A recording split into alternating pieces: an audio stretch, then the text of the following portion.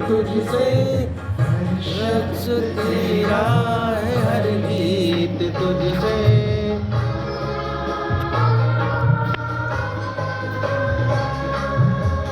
स्वर की देवी है संगीत तुझसे, हर रक्स तेरा हर गीत तुझसे। हम हैं अकेले, हम हैं अधूरे, तेरी शरण में हमें प्यार दे माँ। हम हैं तेरे, हम हैं अधूरे, तेरी शरण में हमें प्यार देना, इशार देना, इशार देना, अज्ञानता से हमें तार दे माँ। ये कोई भी बिल्डिंग है, अगर वो सादा सीधी और एकदम सिंपल सी है, उसकी अपेक्षा अगर कोई बिल्डिंग में कलरफुल चीजें और बच्चों से संबंधित अगर सामान आसपास वो देखते हैं तो ऑटोमेटिक अपनी स्कूल की तरफ पीछे चले आएंगे। उन्हें हमें मोटिवेट नहीं करना पड़ेगा स्कूल आने के लिए, तो बच्चे मस्ती से और आसानी से सीखते हैं। ये स्कूल वो बच्चों के अनुकूल जगह बनाता है, बच्चों के लिए प्रवाही स्व शिक्षण की स्थिति बनाता है और विशेष आवश्यकता वाले जो बच्चे हैं उनके लिए समावेशी स्थान और प्रावधान स्थान बनाने के लिए मदद करता है। शिक्षक को उनकी विशिष्ट आवश्यकताओं के अनुरूप उन्हें अनुकूलित करने की अनुमति देता है। अगर जो कॉमन टॉपिक होते हैं कुछ प्राइमरी लेवल पे, अगर हमने उनकी एक पेंटिंग बनवा दी तो शिक्षक को बार बार कॉपी पे या रोज बोर्ड पे लिखाने की आवश्यकता नहीं पड़ेगी, वो एक बार में ही उसका काम बहुत आसान हो जाएगा। इसे मौजूदा और नए स्कूल में शामिल किया जा सकता है। जैसे हमने अभी पहले बात करी थी कि कोई बिल्डिंग आपकी बन चुकी है, आप उस तरीके से उसमें वाला में कैसे यूज करेंगे और जो बनने वाली है उसको कैसे यूज करेंगे, ये हम आगे देखेंगे। और बच्चों के लिए हर समय सुलभ शिक्षण सामग्री उनके सामने मौजूद रहेगी। यानी 6 to 8 है तो वहाँ पे आप अपने सिलेबस का कोई टॉपिक, जैसे कि मैंने यहाँ पे फोटोसिंथेसिस लिया हुआ है, प्रकाश संश्लेषण, वहाँ यहाँ पे प्रोसेस दिखा सकते हैं ताकि बच्चे आते जाते हैं खेल कूद में आराम से ये प्रकाश संश्लेषण की जो प्रक्रिया है या इसमें जो एलिमेंट है वो उनको आसानी से रिवाइज कर सके। यहाँ पे आप दरवाजे पे ये एकदम कॉमन है, आप जो बड़ी क्लासेस है उनमें ये बहुत ही आराम से बनवा सकते हैं। मुझे लगता है ये होना चाहिए क्योंकि बच्चे चाना वगैरह से चाहे भले देख के सीखें, लेकिन जब उनके पास ये पेंटेड होगा और उस पर वो कूद सकते हैं, चल सकते हैं, खड़े होके दूसरे बच्चों से बात कर सकते हैं कि मैं किस एंगल पे खड़ा हूँ, तो वो जो एंगल की अवधारणा है वो उनके दिमाग में इस तरह से छप जाएगी कि वो आगे कभी उनको आपको दोबारा समझाना नहीं पड़ेगा। अच्छा, ये एंगल वाले से और क्या क्या बच्चे सीख सकते हैं आप में? हाँ, भिन्न का कॉन्सेप्ट सीख सकते हैं। और देखो हम बता दें हम क्या सीख सकते हैं, हमको सुधा वाले बताएंगे। हम जब गेट के अंदर जाते हैं तो कितने एंगल पे गेट खुलता है? बच्चे कम और ज्यादा साइज के होते हैं। तो अब आप कमरे के अंदर जाओगे तो किसी के में एक ये एक्टिविटी होगी, किसी के में ये वाले 2 स्लॉट खुलेंगे और वो अंदर पहुंच जाएगा, किसी के में 2 से तीसरा भी खुल सकता है तब वो अंदर जाएगा। हाँ, कौन कितना मोटा है, हाँ, हम नहीं कह रहे, मैडम जी कह रहे हैं। अच्छा, बच्चे तो कर ही सकते हैं, टीचर लोग भी आपस में कर सकते हैं, कर सकते हैं, नहीं कर सकते? हाँ, और क्या हो सकता है आप बताओ?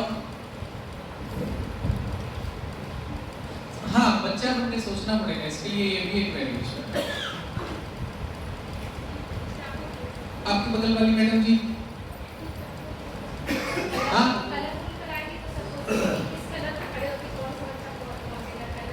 हाँ, जैसे मैडम का कहना है कि अगर ये डिफरेंट डिफरेंट कलर का है तो जिसको लाल रंग पसंद होगा वो लाल रंग के एंगल पे पैर रख करके अंदर जा सकता है। तो हम बच्चों से कहेंगे कि आपको जो रंग पसंद हो उस रंग के पोर्शन पे आप पैर रखिए पहला, तो उससे बाकी के बच्चे समझ हम देख सकते हैं कि अगर कोई है हमको लाल रंग पसंद है और वो पीले पे पैर रख के चला जाए। कक्षा 1 के बच्चे ऐसे ही करते हैं, पसंद पापा है और मम्मी के साथ जा रहे हैं, ऐसा होता है। या ये वाले सर्दी पसंद है और मेरे पसंद घर में मिठाई कौन सी पसंद है, बोले लड्डू, और खा वो बर्फी लेते हैं। तो बच्चों को जो रंग की अवधारणा है वो समझने में और हमें ये समझने में कि इनको कितना पता है। चला ये एडिशन वाला है और जूनियर में आप अपने अकॉर्डिंग अपने लर्निंग आउटपुट के अकॉर्डिंग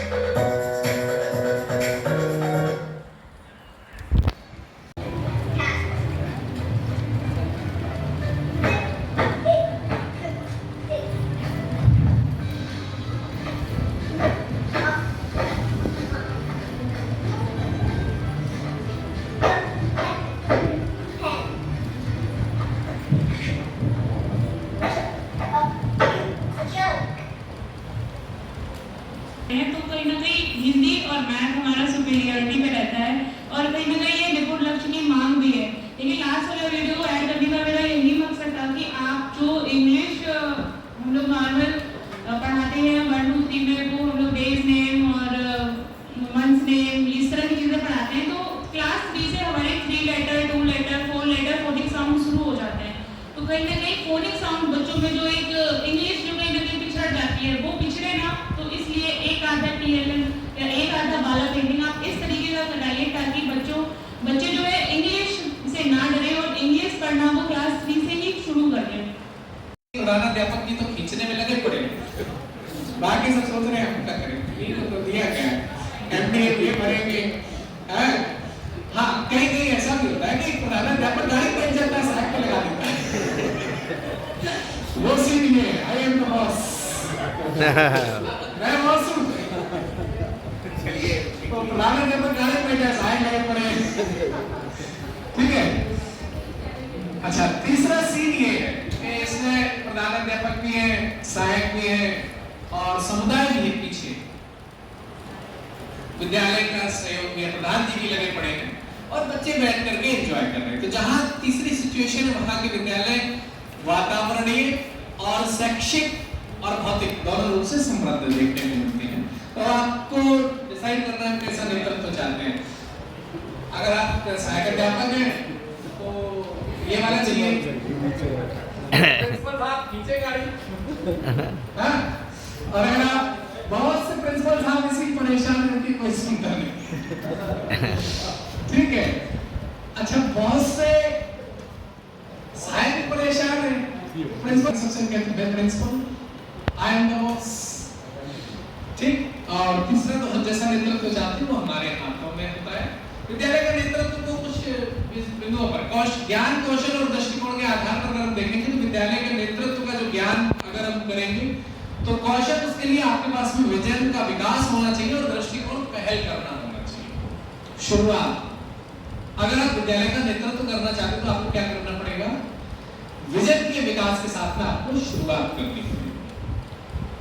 हाँ उसके लिए जरूरी नहीं नेतृत्व करता प्रधान अध्यापक का पद ही हो उसके पास, नेतृत्व करता प्रत्येक व्यक्ति हो सकता है। शिक्षण शास्त्र और विषय वस्तु के ज्ञान के लिए आपको सहकारिता और सकारात्मक दृष्टिकोण अपनाना है। अकादमिक पर्यवेक्षण में संप्रेषण, एक ARP महोदय आए, उन्होंने डिप्टी साहब वाली रेंज में आकर के आपके विद्यालय का अकादमिक पर्यवेक्षण किया तो क्या किया, संप्रेषण सही नहीं था तो क्या आया, असक्रियता। बेशक वो हमारे विद्यालय में बेहतर करने के लिए नियुक्त हुए हैं, लेकिन अगर उन्होंने संप्रेषण सही नहीं किया, कुछ आपके विद्यालय में ARPs ऐसे होंगे जिनको आने के बाद में आप रिलैक्स हो जाते होंगे और कुछ ऐसे होते हैं मन में लगता है कहां से आया। बच्चों के अंदर एक आदत विकसित करना कि आप निरंतर जो है लाइब्रेरी का प्रयोग करें, लाइब्रेरी से जो है किताबें लें, उससे ज्ञानार्जन करें। और साथ ही साथ वहीं पे एक इसके पहले का जो सेशन था लीडरशिप का सेशन, वहीं पे एक बच्चे को हमने लाइब्रेरी के लिए एज ए लाइब्रेरियन नियुक्त कर दिया कि हाँ अब आप कौन सा बच्चा कौन सी किताब ले रहा है, कब किस डेट में ले रहा है, किस डेट में वापस कर रहा है, ये सारी चीजों का आप लेखा जोखा रखोगे तो उसके अंदर भी लीडरशिप की भावना जो है उत्पन्न होगी, उसके अंदर लीडरशिप की क्वालिटी बच्चे के अंदर आएगी और साथ ही साथ आपके किताबों का रखरखाव भी होगा। बच्चे बहुत जिम्मेदारी से अपने काम को करते हैं। कि आप कभी भी अपने विद्यालय में अनुभव करते होंगे कि आपने बच्चे को कोई काम करने को दे दिया, वो बहुत ही जिम्मेदारी से और लगन से उस काम को करते हैं, आपके बताए हुए बिल्कुल जितना उनसे हो सकता है। तो लाइब्रेरी होना महत्वपूर्ण नहीं है, लाइब्रेरी का निरंतर उपयोग होना महत्वपूर्ण है। कभी कभी अक्सर देखने में ये आ जाता है कि किताबें एक कोने में, क्लास के कोने में रखी हुई हैं, टूटी फूटी अलमारी है, आधी किताबें नीचे गिरी हुई हैं, आधी उसी में लगी हुई हैं, पन्ने फटे हुए। हाँ, बच्चे किताबों के पेज फाड़ देते हैं, उनके कवर फाड़ देते हैं, ये सही है, लेकिन इसका मतलब ये नहीं कि कहीं भी इधर उधर फेंकी हुई हो, कमरों में बिखरी हुई हो। हम आप हैं वहाँ पे, हमने बताया कि आप किसी 6-7-8 अगर कंपोजिट विद्यालय है तो जूनियर के बड़े बच्चों को आप अपॉइंट कर दीजिए।